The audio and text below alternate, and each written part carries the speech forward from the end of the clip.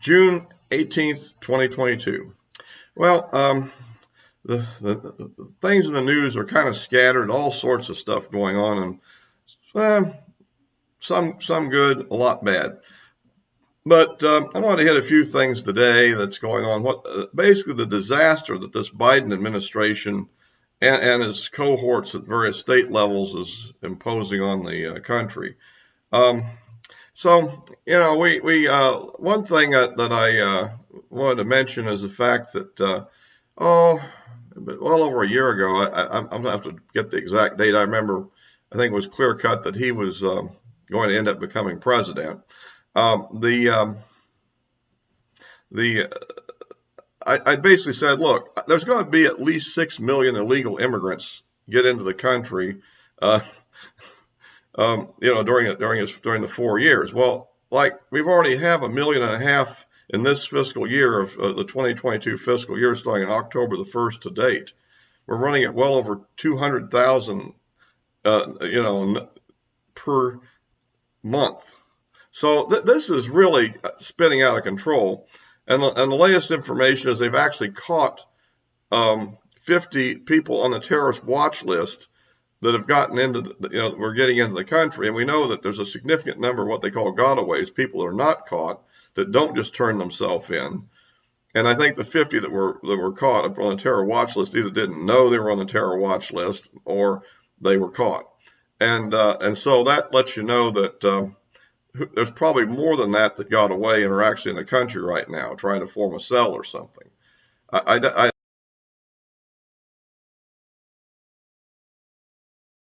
on that as a general practice. So we're kind of in a mess here. And of course, then we have the gas prices skyrocketing to above $5 a gallon, national average, many places higher than that, some places lower. But still, that's a good ballpark number, I guess, for regular gas. Diesel's higher, which is affecting the supply chain and the agricultural community pretty heavily. So we got a big mess going on. Plus, we've got this somewhat incompetently managed situation in Ukraine, in my opinion. So anyhow, by the way, if you like these videos, please subscribe. We need more subscribers. Click that like button if you like it, because it helps the algorithm put it out to people. And of course, you can click the bell for notifications, like everybody says. So yeah, this is an ongoing fiasco, I think. And so I guess we have some hope that we'll have some good Supreme Court rulings this year, although we've had to pass a special bill to provide protections for Supreme Court justices. So now they're going to become very much like controversial politicians, I suppose, having to be guarded all the time. And so that makes another strain on doing that job. It's one thing, presidents take this on for 4 years at a time, which that pretty much is true for their lives. But this is a lifetime job. I think this is another thing that the left is trying to do to, gain influence. So, but I'm particularly concerned about these terrorists coming in. This has been something I was thinking was going to happen eventually anyhow. And given the fact that we've now, of course, lost the war in Afghanistan, it looks to me like that, that the terrorist groups are probably already reforming. Al-Qaeda is probably coming out of the shadows a little bit more, or maybe they're calling themselves something else now.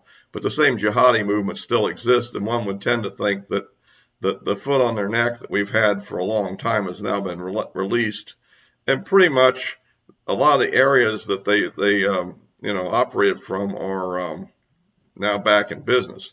And with this free access across the border, I keep looking at the situation that it would look to me like that if you can ship incredible amounts of narcotics and drugs across the border, why can't small quantities of high explosives and primers and detonators and be shipped across the border, timing devices, etc. So it would seem to me that the terrorists will eventually manage to smuggle stuff into the country that otherwise wasn't available to them, and we're going to have some events that won't be done with black powder, like most of them have been up to now. This is a real threat. I mean, a lot of damage can be done here with these guys. And given the loosey-goosey policies that this administration has about controlling these people and deportation in general, what about the people that are terrorists that didn't make the list that get in here? I mean, the idea of just inviting the entire world in unscreened, which is what they're doing, is just a massive fiasco. On the other hand, Biden is out there claiming the economy is in great shape and that a recession isn't inevitable. But a recession is inevitable. Of course, that's true always because essentially there's a business cycle and eventually things evolve to the point where they end up going into recession. We've been able to avoid recessions more than we used to be able to because we, for a long time, had inflation under control. Pretty much tagged at around 2% a year, which was kind of a nominal situation along with the interest rates. But now that they drove interest rates way down because of COVID, and then we have all this excessive spending that was done due to the bad policies put in place during COVID, and they topped it off with another $2 trillion by Biden when he first got in office. We have a real fiasco on our hands right now. And it's hard to know what to fix it. Hopefully, we're heading toward a big Republican victory in the fall so far. The Democrats are trying to stop this by this January 6th committee. And it's hard to know what real effect this has had. If you listen to conservative news sources, it's totally no effect, although it's bound to be filtered out or not. Looking at the Real Clear Politics average before the committee's first primetime hearing, the Republicans had a generic ballot advantage of 3.4%. As I checked it now, it's 2.5% as of yesterday. So I haven't looked at it this morning, but there's a little bit of tightening, but that could fall into the area of statistical fluctuation. There was a very strong number in Rasmussen that came down a bit, but that could be just a bit of a fluctuation in the count. Generally speaking, if it's 50-50 in the generic poll, Republicans usually win pretty big. Let's put it that way, because of the demographic distribution of congressional districts in various states. You have a lot of districts in the country which are just hard Democrat. I mean, anything that has D behind it can win in those districts. And there's very few Republican districts that are that strong. There are districts that are 60%, 40% districts. I think I live in one of those. But there are a lot of districts that are in the 50s. Republicans usually win there, but they have to actually campaign. They can't just completely relax. Where the Democrats have, so that's why that if there's a Republican advantage of just a few percent, that pushes some of the 50-50 districts over in the Republican camp. I don't know if I need to go through this, but I try to make these as educational as possible for people, and that rather than just bombast type videos, and that may hold my viewership down a little bit, and I know what to do about that. One negative thing I see is that come out, of this whole thing now. We've got President Trump out there saying that Pence did the wrong thing on January the 6th, which this is the one area where he's completely off the rails. I don't know what he's thinking about there, really. There is no way any of this stuff that he was talking about would ever have stopped Biden from getting in office as of January the 6th. Whether you like it or not, and I don't, and remember what I said in the 2000 Mules video, which was taken down for misinformation, you know where I stand about the real situation on the election. However, it's not where he stands, which he believes he actually won the popular vote by a lot, which he didn't. But the point is that there was a lot of malfeasance in the election, in my opinion. So I think I can maybe say this buried this deep in the video, hopefully. But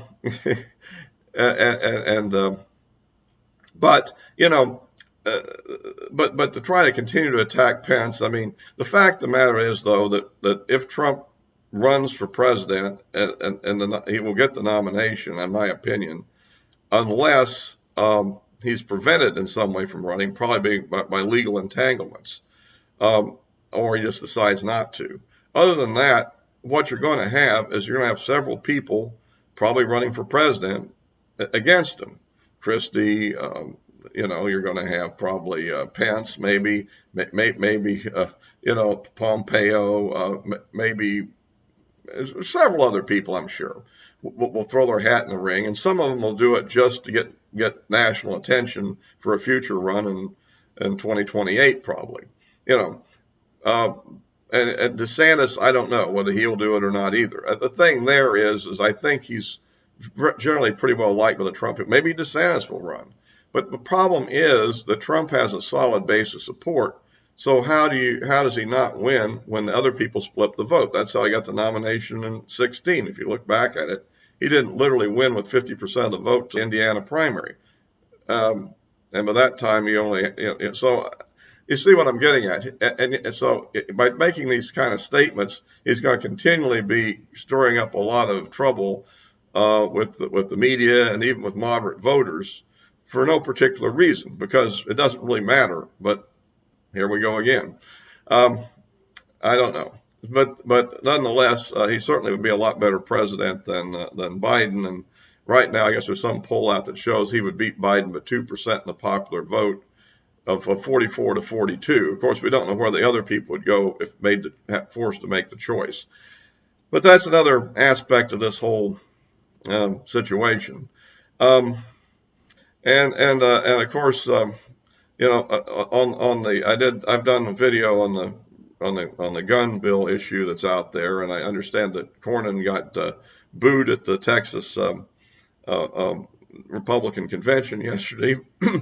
And there's I think the main issue there, I presume, is the red flag law issue, which is still a little bit unsettled, as I understand in the text of the language. When they try to turn these general ideas into specific legislation, there's a few details that are kind of hanging it up at the moment. I don't know. By the time most of you see this, that may be resolved or not. I don't know. I did see a picture, though, that was on the internet of Kristen Sinema and I forget the guy that started this whole thing from Connecticut. And it looks like that maybe the Republicans had walked out of the meeting, and they seem to be a little bit like, you just walked out. I don't know if that picture really conveys the truth of what happened or not, but it sort of looked like that. So I don't know, and there has been some talk. Cornyn has said that maybe some of the things will have to be pared back if they're going to get it passed. So I really urge all the people, even the people in the GOA, don't panic yet. This is not the sellout you think it is, I don't think. I think this is an attempt to do a counterpunch against the real gun ban bills that came out of the House. And those are something to truly oppose. But I'm not going to go into details of this stuff again, just to say at the moment it is hung up on the details. We'll see what happens. And then once we see the details, but then we'll take a real opinion on go or no go. I do criticize the idea that this has to be rushed through. I think it would be much better if we actually have time to think it over in detail before we make a decision. But at any rate, that's kind of the mess we're in right now. I think the economy is teetering toward a recession. Whether it technically goes into recession will depend on the second quarter. We were negative the first quarter. If we're negative the second quarter, then by definition, we're in a recession. Given the details that I've heard about the first quarter being the lack of inventory buildup because they built up too much in the fourth quarter of last year, I think it's quite possible we'll dodge the being in a recession potentially in the second quarter, which means we can't really be into a recession until early next year by definition, even though the economy could be negative for the last half of this year. That's kind of one of those technicality things, So, but of course, that will be the way the media will cover it. But let's face it, the economy is not doing too good. With interest rates surging, that's going to stall up the home buying boom a little bit, I think.